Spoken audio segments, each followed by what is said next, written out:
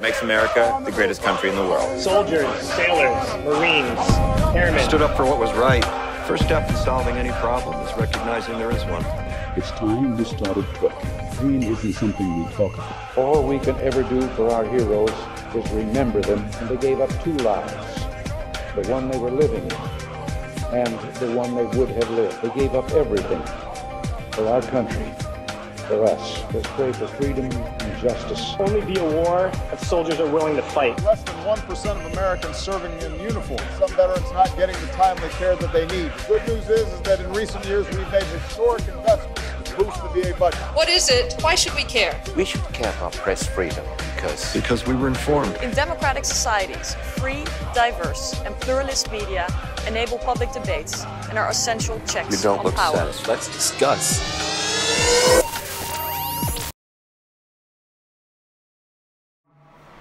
Hi guys, welcome to Vet podcast, episode number 10.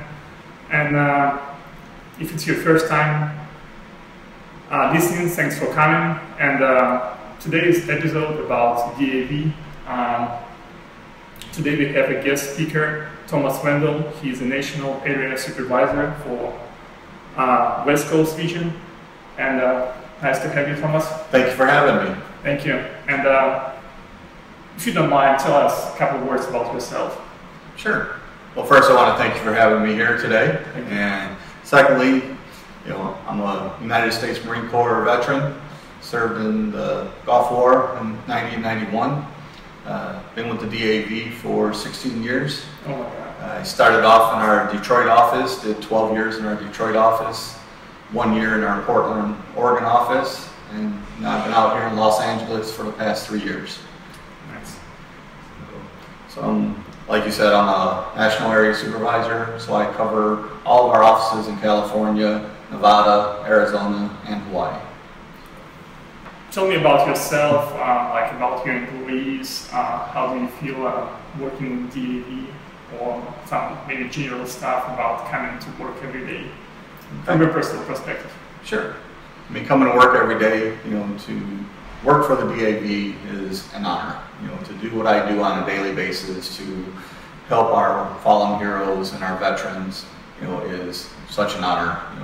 On a daily basis, I'm able to help them. I'm able to help their families. So it's an honor to come to work.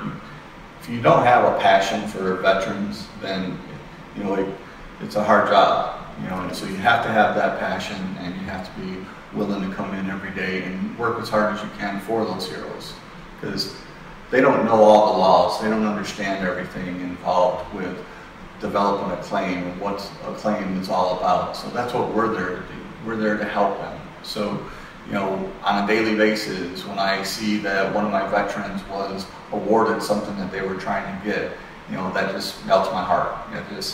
That's my, my goal is when I go to work every day, if I can leave there feeling that I helped the veteran, then I'm leaving there satisfied. Thank you. Thank you. So nice. How would you describe a typical weekday in your position? Like, what's your daily schedule or week schedule looks like? Well, basically our week, our every day is a little different, but we start the day off by coming into the office, and we ensure that we're preparing ourselves for that day, and then we look at each day. We go by appointments in our office, but we also handle walk-ins, because not everyone knows that we've converted to an appointment system, so we ensure we have somebody to take care of those walk-ins as well. But on a daily basis, what we look at is we normally, we start the day off seeing our clients. We set appointments for every half hour, every hour, and depending on how many service officers I have available that day, depends on how many clients we'll see that day. But we also hold hearings before the Board of Veterans Appeals through video conference hearings or in-person hearings with the judges at the Board of Veterans Appeals. We also hold hearings at the local level with what's called a decision review officer. And so we're basically on a daily basis either seeing clients, preparing their cases, or doing hearings with the Board of Veterans Appeals or the local hearing officers. Nice. You joined the military. What was your job before? How many jobs did you do? Like what kind of stuff you've been doing? Well, actually, I really didn't have any jobs prior to joining the Marine Corps. I joined the Marine Corps straight out of college, out of high school. Oh. So I was 17 years old when I joined the Marine Corps. My mom actually had to sign to allow me to go in. But in joining the Marine Corps, I had a great time in the Marine Corps. I did a lot of different duties. I did nuclear security, I did Pentagon security, I did infantry. So I had a wide range of things that I did while I was in the Marine Corps. What were the years you've been in? I was in from 83 to 97. So the Cold War was over, right? Was it? Well, the Cold War was still going, but that's something they gave certificates out later for the end of the Cold War. But I served in, like I said earlier, in 90-91, I actually went to the Gulf War, so I was in during that time, and I was with the 3rd Marine Division, there. So. And how would you describe your management style? Like, how do you manage your staff, or how do you describe yourself from like? Well, as far as a management style, I think I'm a fairly laid-back, type of manager. I'm not one that's going to micromanage my people, but I am going to make sure that the mission does get accomplished. So, my staff knows that I'm not going to be standing over them all the time, but they know that I expect certain things. So when I come and I look, those things better be accomplished. So, but I'm the type of person that I'm pretty laid back. They can come to me with anything. My staff knows that whether it's a personal problem or whether it's a problem dealing with the job, they can talk to me. And did it change anyhow since you've been in the service and when you get out, or you've been always the same person like that? Pretty much I'm always the same person.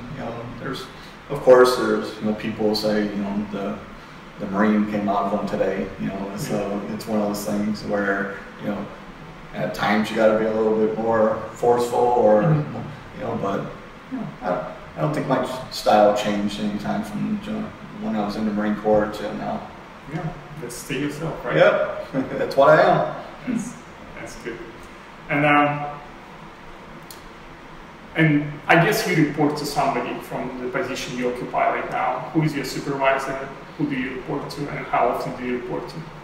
Well, my direct supervisor, as being a national area supervisor, I report to our National Service Director, Jim Marzak. And, I talk to Jim all the time. It could be on a daily basis, it could be on a weekly basis, but we always have open lines of communications. And, one of the things is being an area supervisor, at least once a year, I'm inspecting every single one of my offices in my area. So, and if I find a problem, then I will inspect that office twice a year. So I'm always, in communication with my offices. I'm constantly looking at their work, and if I see an issue, I'll jump on the phone and make sure that's taken care of. So it's not just me controlling the office here in Los Angeles. I also have to worry about all the other offices in my area. So yeah, that's a lot of it's a big responsibility. A lot of stuff to do. Most definitely, but it's definitely enjoyable, and it helps me to be able to mentor a lot of the new supervisors throughout the organization. So I really enjoy doing it.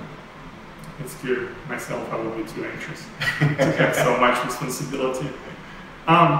So how many people work in your office, like right here, or in general in your area? Well, in my office, I have 7 National Service Officers and 4 support staff. And then each one of my offices throughout my area, some of them have roughly about the same amount. So, who was the person you replaced? Is it a new position, or it was a position that existed before? Well, as far as the national area supervisor, I replaced the supervisor out of Phoenix. And as far as the actual supervisor position here in Los Angeles, the supervisor here transferred to our office in Washington, D.C. Okay. So I took his place here. So he got the promotion. Yes. Okay. And then I became the area supervisor once I transferred from Portland, Oregon to Los Angeles. Oh, that's a big move. Oh, yes. And how often do you travel? Like, do you take 1 month off, like 2 months off to travel, or? It all depends on what the schedule is for everything throughout the year. Because basically, I have 6 other offices that I have to inspect, so it's at least one of those per month. And then we also have our national convention, our department conventions, and then other things that I may have to go to as a area supervisor or as a supervisor, because we have our supervisors training, we have national area supervisor training. So pretty much I'm almost at least once a month going somewhere. Oh, nice. I know you said it's an honor, and it's a pretty responsible position, and you got a lot of duties to pull on a daily basis. But how would you describe your feelings in general, like coming here? Do you still have the same feelings while you've been in the military, or do you feel a little bit different? Well, I think part of it is, feelings from when we were in the military, because everybody that works for the DAV, we're all, honorably discharged wartime era veterans. So having that same camaraderie that we had while we were in the service also is something that we have in the office. Plus we have, in the military, you learn that structure. Yes. So we're used to that structure, and we sort of have that same structure in the office as well. So that helps us to be able to have that camaraderie and to know that we're coming into an organization that most of the people were former military, so we're dealing with people that have the same mindset that we had, coming in. I like that structure. Like in my personal life and in general in life, and it was one of the reasons why I joined, because I like everything in order, I like structure, and I'm getting anxious when things get falling apart. I like some procedures to follow, and that helps. That's great to have such a structure here. Oh, most definitely. That's great. Can you tell me something about DAV, about its mission statement? Sure. Our mission statement is fulfilling our promises to the men and women who served. We're dedicated to one single purpose: empowering veterans to lead high-quality lives with dignity and respect. Nice. That's our mission statement. And the way that we accomplish that mission is by ensuring that the veterans and their families can access the full range of benefits that they're entitled to. We fight for their interests on Capitol Hill, and we ensure that the public is educated as far as the sacrifices and needs that veterans have transitioning back to civilian life. And that's a great statement. Well, basically, DAV, we have 2 headquarters. Our national headquarters in Cold Springs, Kentucky, and then our service and legislative headquarters is in Washington, D.C. So basically, from there, we branch off to, we have a national service office in every state, and some states have multiple national service offices. Like this state in California, we actually have 4 national service offices in California, whereas some states may only have 1 based on their size and veteran population. But each office is manned by national service officers, and we also have our support staff in support of that. Now, from our national service officer staff, we also have, from our fraternal side of the organization, we have our national commander, our national adjutant, which basically handles the fraternal side of the organization. And then we basically have our national executive committee and our board of directors. And then each state has their own department of the DAV.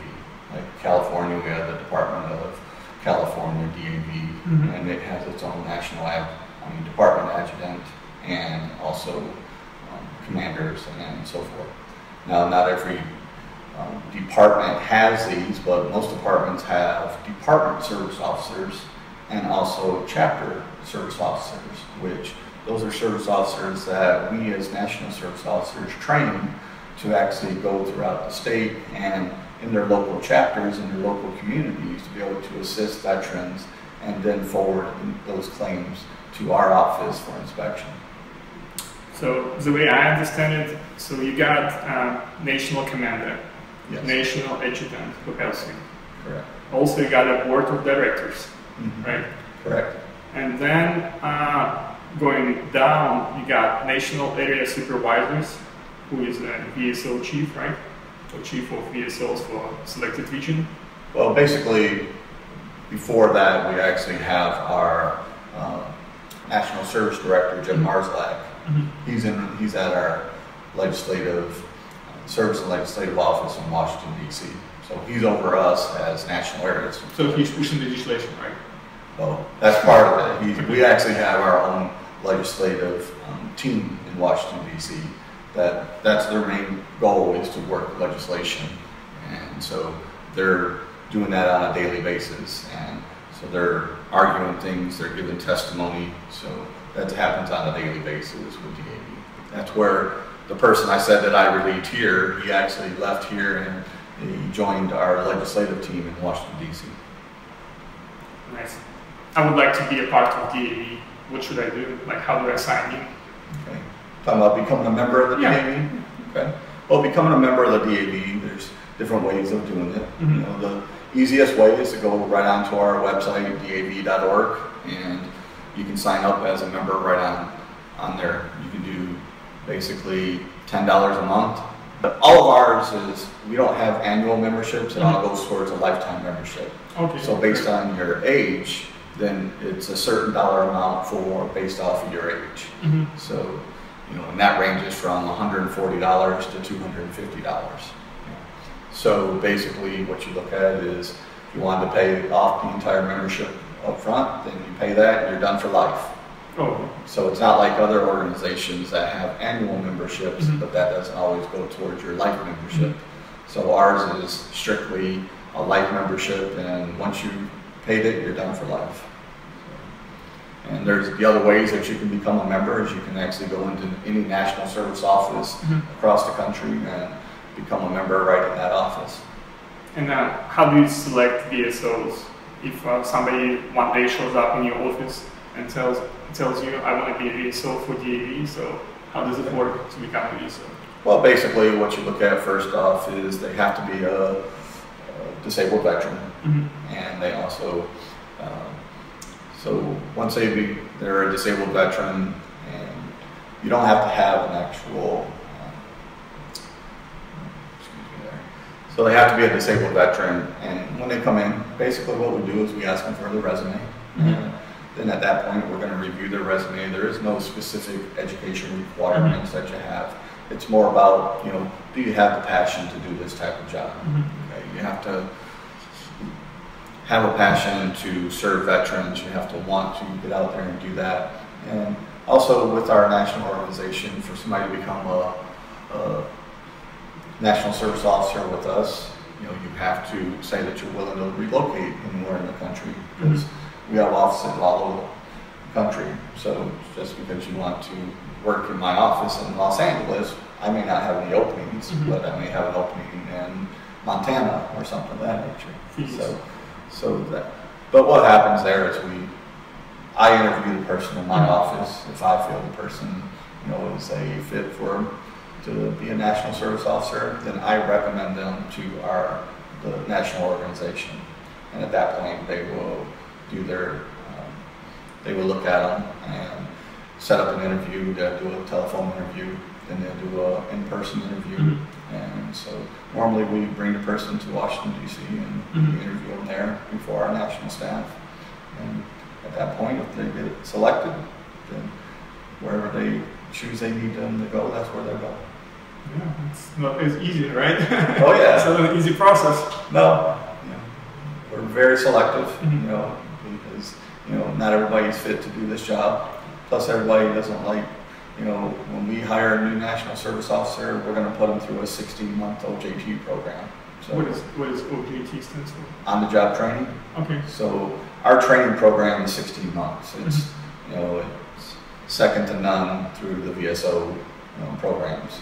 You know, you look at what we do, you know, we ensure that our national service officers are trained properly, and even when they continue the 16-month OJT program, we continue to do regular training on a monthly basis.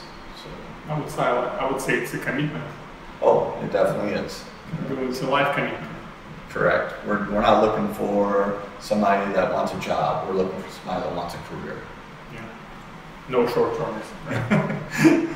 It's not what we're looking for.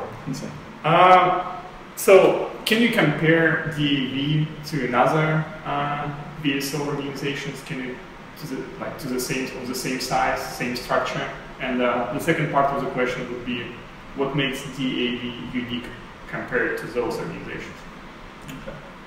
Well, basically, the major veteran service organizations, DAV, American Legion, VFW, they're probably the biggest three, national service organizations. And, we all do, roughly a lot of the same things. We all have, service officer programs. We all, have legislative programs in Washington, D.C. But what makes DAV different is, one, the commitment we have to our training.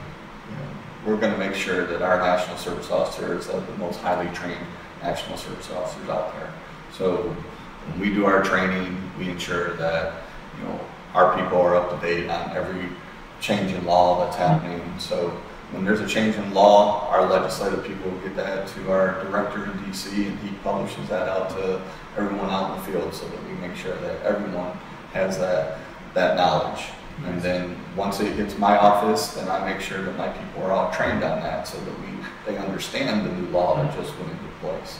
So those are things that make us unique as far as that is concerned. Now, other things that DAV does, we have our transportation network, which we basically transport veterans from their homes or from a general location to their VA appointments. So we have a fleet of vans that do that, and we have a lot of volunteers. That's the first time how I learned about DAV. Okay, very good. Because it's one of those programs that one, it saves the VA a lot of money for the transportation. Plus, it helps our veterans, to be able to get that transportation because not every veteran has, means of transportation. So for us to be able to do that is very fulfilling for us as the DAV. It is. Pretty sure it's expensive. Oh yeah, it's very expensive. And that's where when you look at the part of the history of the DAV and 1922, when we had our second national convention in San Francisco. Our first national convention was held in Detroit, and with our second one being in San Francisco, Henry Ford, stepped up and he actually donated 50 Model T vehicles to transport disabled veterans from their homes, their certain areas, to our convention in San Francisco. And that relationship has been going on since then.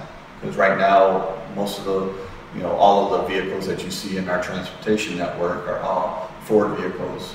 And, Ford donates vehicles to us on a yearly basis and to help us with that program. So, it's an excellent relationship that we have with Ford, and, for them to be able to step up and to assist us and the veterans that we serve is outstanding on their behalf. It's great. It's great.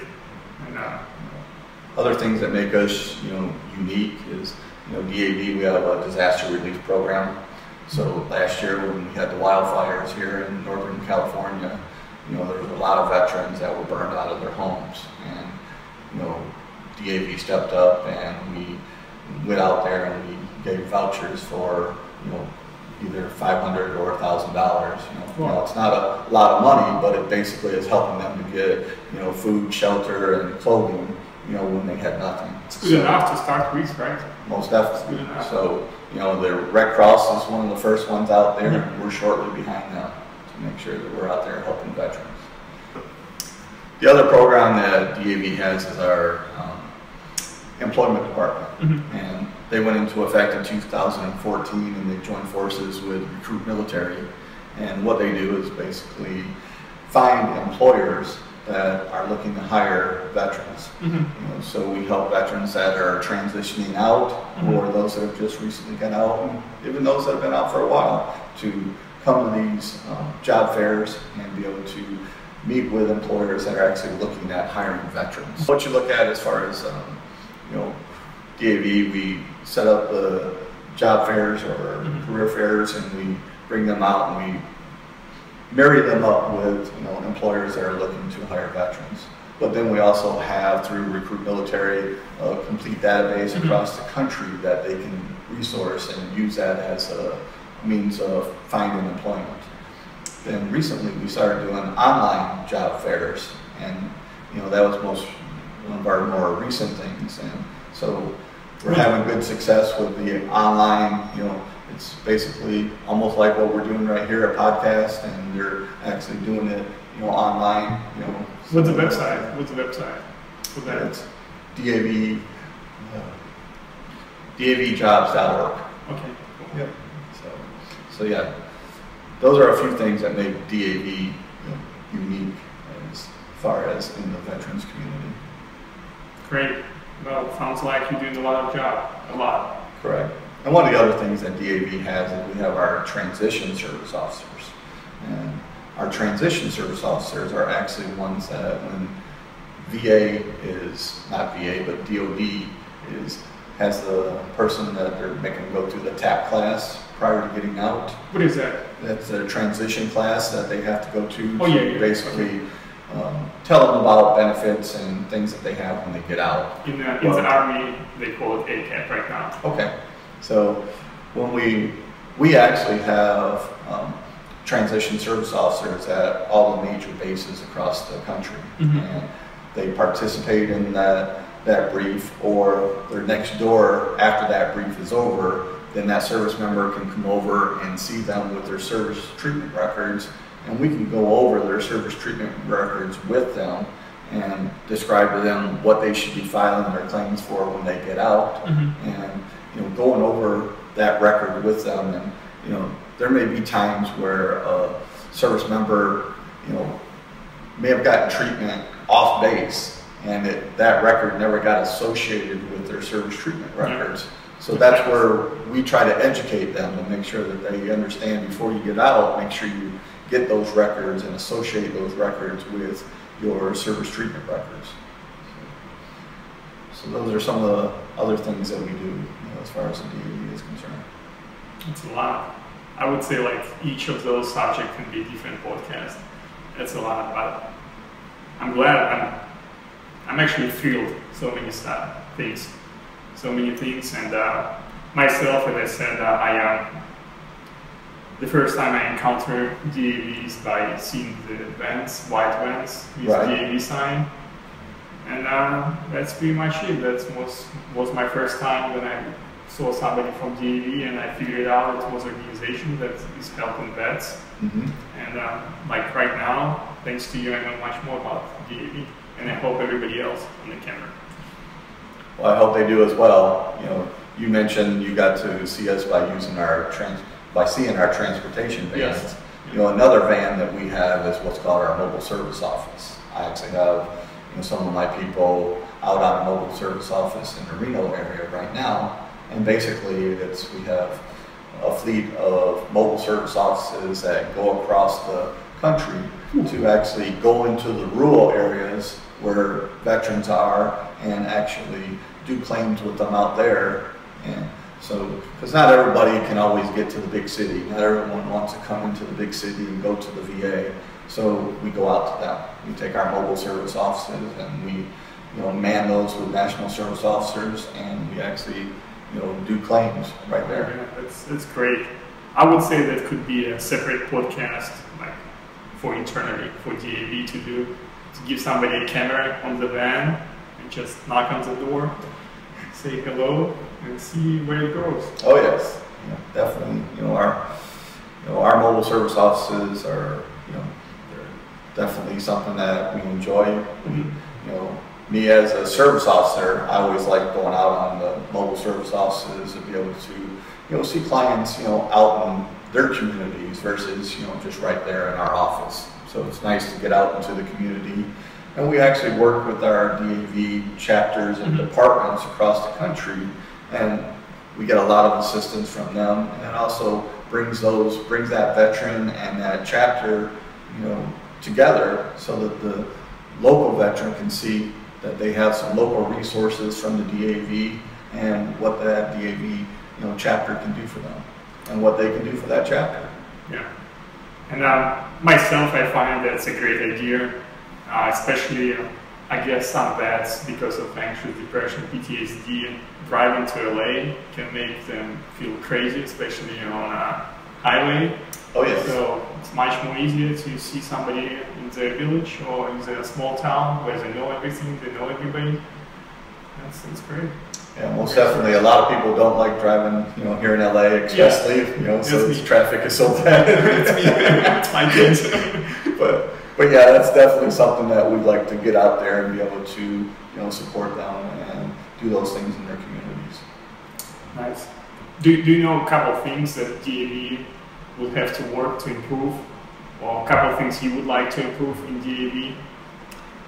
Well, as far as the DAV is concerned, we're always looking at ways of improving. And one of our things that we're doing currently is we're making sure that our, like I said earlier, our training is second to none, and we're improving that training right now. We're actually have a new training system that just recently rolled out, and it's got 3D modules. It shows all kinds of things dealing with you can look at the heart and turn the heart around, and we can see, as far as what we do, when we're talking about VA claims, we can look at diagnostic codes that relate to the heart and how that relates to our veteran.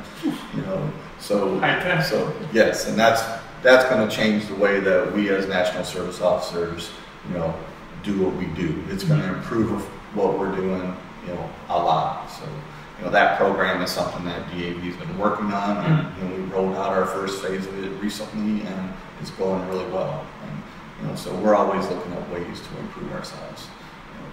But other things that we look at is it's not just improving us; it's improving the VA system. And we do have some legislative goals that we are pushing this year, and one of those legislative goals is ensuring that our women veterans are taken care of.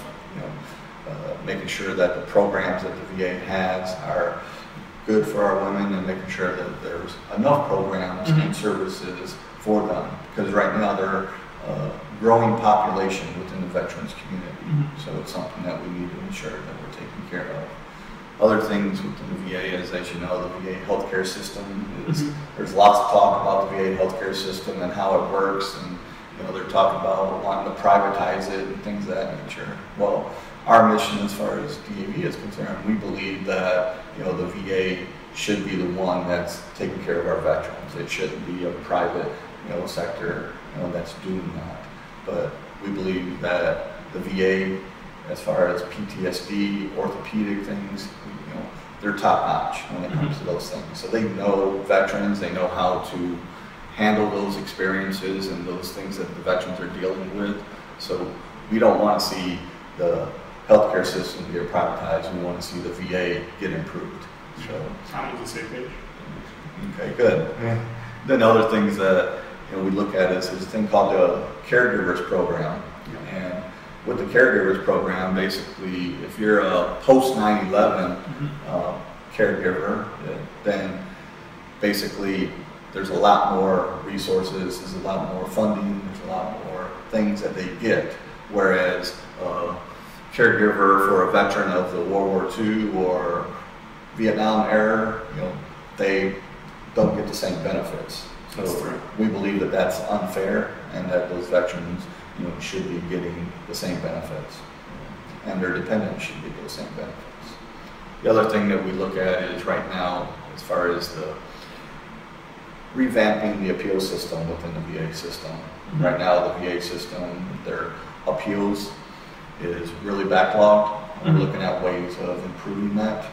As you know, for years you've been hearing about the regular claims backlog, and the VA's done a great job at really reducing that, reducing the time it takes for a regular claim to happen. But now they've put a lot of resources towards that, and now we need to worry about the appeal side. The appeal side is very backed up, so we're looking at ways of improving that. I guess it's never perfect, right? A lot of stuff to do. And do you have something in mind, like a book, great movie, or stuff to do you would like to suggest to our listeners? Maybe something that you've seen recently. You don't have to be related to Army, but if not, it's better. Well, one of the movies that jumps out at me recently is American Sniper.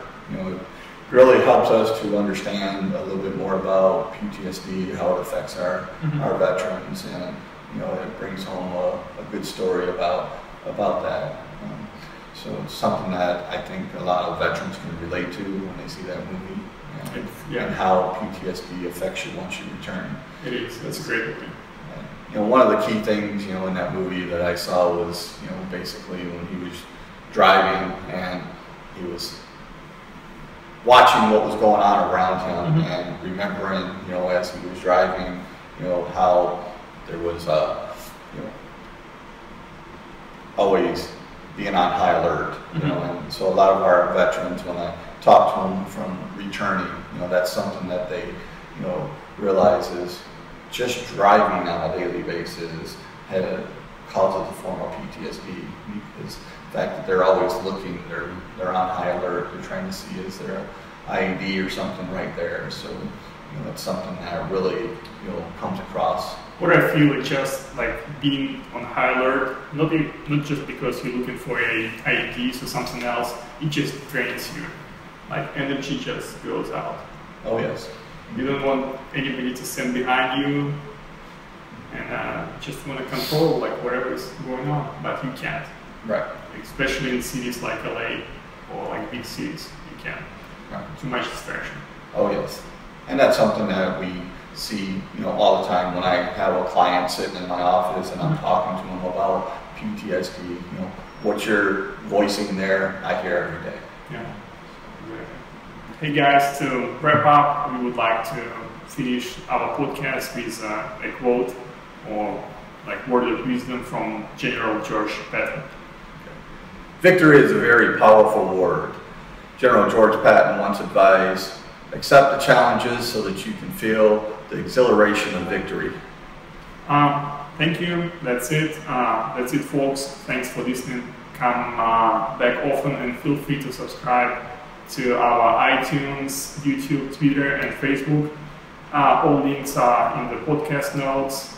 And if you got any questions, you can shoot an email and find Thomas Wendel on the DAV website. Thank you, Thomas. Thank you very much for having me. Thank you.